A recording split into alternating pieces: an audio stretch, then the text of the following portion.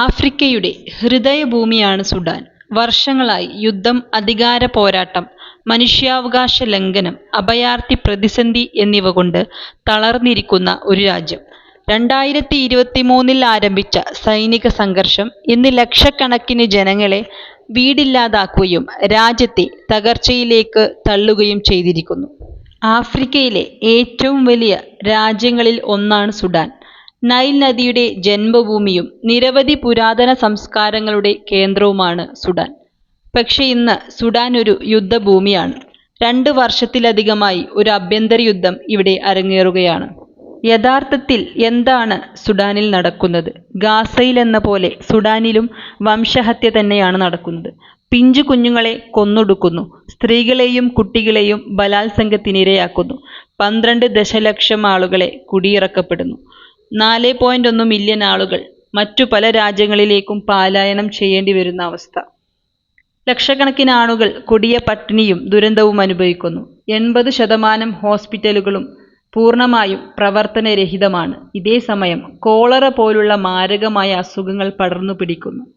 ഈ സംഭവത്തെ ഐക്യരാഷ്ട്ര സംഘടന ഈ കാലഘട്ടത്തെ ഏറ്റവും വലിയ മനുഷ്യാവകാശ പ്രശ്നം എന്നാണ് വിശേഷിപ്പിക്കുന്നത്. ഇവിടത്തെ ഏറ്റവും വലിയ പ്രശ്നം എന്തെന്നാൽ ദേശീയ, അന്തർദേശീയ മാധ്യമങ്ങൾക്കൊന്നും തന്നെ ഈ പ്രദേശങ്ങളിലേക്ക് പ്രവേശനമില്ല എന്നതാണ്. അതുകൊണ്ടുതന്നെ എന്താണ് സുഡാനിൽ കൃത്യമായി സംഭവിക്കുന്നതെന്നോ എത്രത്തോളം ദുരിതം അവർ അനുഭവിക്കുന്നതെന്നോ പുറംലോകത്തിന് അറിയുന്നില്ല എന്നാണ് യാഥാർത്ഥ്യം. സാറ്റലൈറ്റ് ദൃശ്യങ്ങൾ പരിശോധിക്കുമ്പോൾ മനുഷ്യ ശരീരങ്ങൾ കൂട്ടിയിട്ടതായി നമുക്ക് കാണാൻ സാധിക്കും. വലിയ പ്രദേശത്ത് രക്തം തളം കെട്ടിക്കിടക്കുന്ന വിഷ്വൽസാണ് നമുക്ക് കാണാൻ സാധിക്കുന്നത്. എന്തുകൊണ്ടാണ് ഇവിടെ ഇത്രയും വലിയ കൂട്ടക്കൊലകൾ നടക്കുന്നത് എന്ന് നമുക്ക് നോക്കാം. ആഫ്രിക്കൻ രാജ്യങ്ങളിലെ ഏറ്റവും വലിയ 3ാമത്തെ രാജ്യമാണ് സുഡാൻ.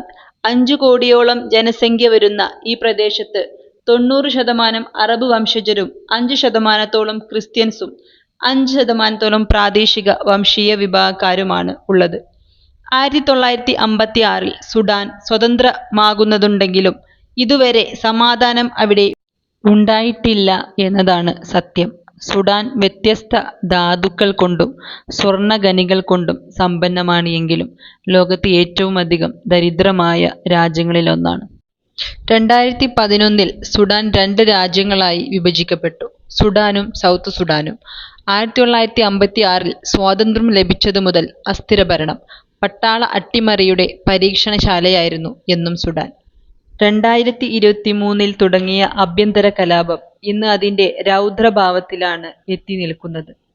സുഡാൻ എന്ന രാജ്യം ഇന്ന് കുരുതിക്കളമാണ്.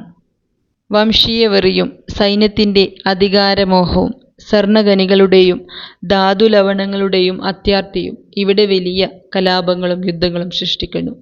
സാധാരണക്കാരായ ജനങ്ങളെ ജീവിതം നശിപ്പിച്ചുകൊണ്ടിരിക്കുന്നു. എത്ര കാലം നീണ്ടാലും യുദ്ധം ഒരിക്കലും പരിഹാരമല്ല. സുഡാൻ വീണ്ടും സമാധാനത്തിലേക്ക് മടങ്ങട്ടെയെന്ന് ലോകം ആഗ്രഹിക്കുന്നു.